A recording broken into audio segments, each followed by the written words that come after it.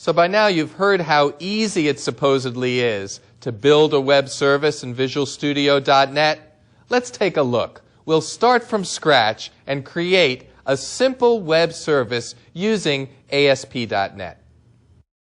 Here we are in Visual Studio, a blank solution, nothing open yet, nothing up my sleeve. And we're going to start from scratch here. In the File menu, I'm going to choose New Project, Basic Project, and this time, instead of creating an ASP.NET web application, we're going to create an ASP.NET web service application.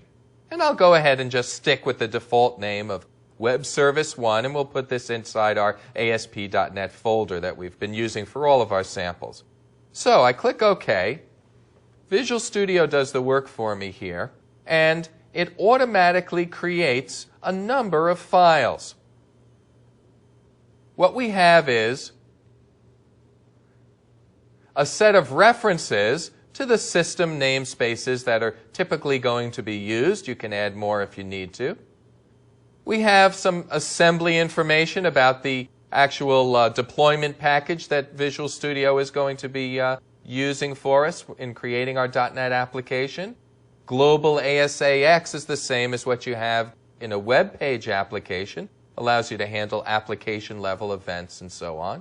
And web config is the same. That's the XML configuration file. But here is where we have some things that are going to figure into our web service. The Disco file, and you notice it's called VS Disco, Visual Studio Disco, that is what's going to be used to allow other software to set a reference to our web service that we've created here. And this service file, that's the actual web service itself.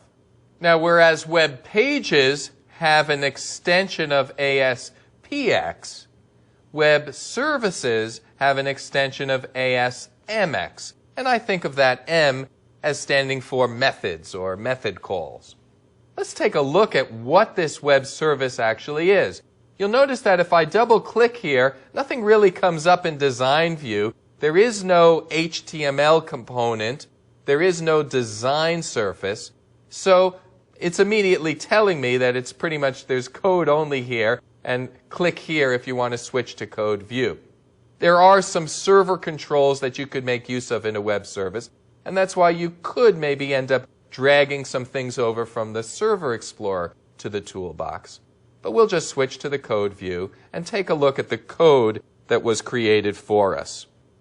You'll notice at the top that we're importing this namespace of system.web.services, and that the class that was created for us automatically, called Service1, is a derived class that inherits from System Web Services web service. So we're picking up a lot of functionality in our web service that is built into the web service object in the .NET framework, the web service class in the .NET framework.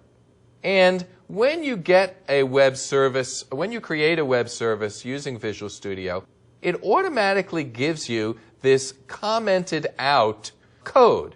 So it's telling you here the Hello World example returns just Hello World. Okay, it's a very simple description that you have here. And what I'm going to do is select